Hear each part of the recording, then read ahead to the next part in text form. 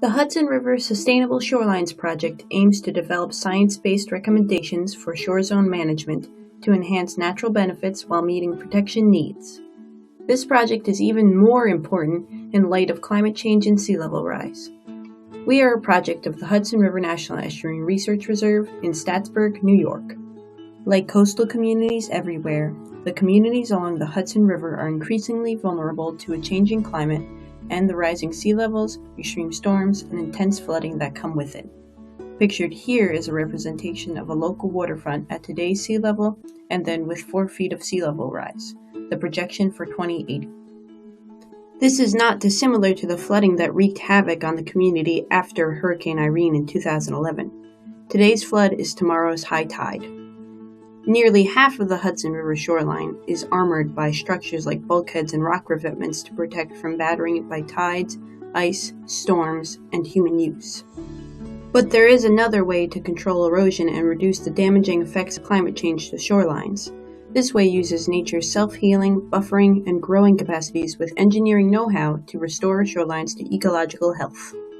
The Research Reserve has been immersed in collecting information on soft shoreline techniques over the past 10 years through the Sustainable Shorelines Project. We have been able to shift local thinking on shoreline stabilization and have put out research on post-storm performance using our demonstration sites.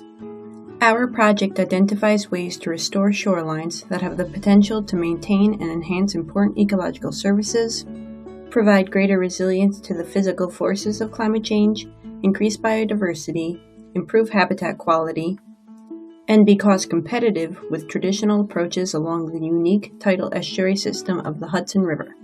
The Sustainable Shorelines Project has a new phase underway to assess the performance of innovative shoreline infrastructure.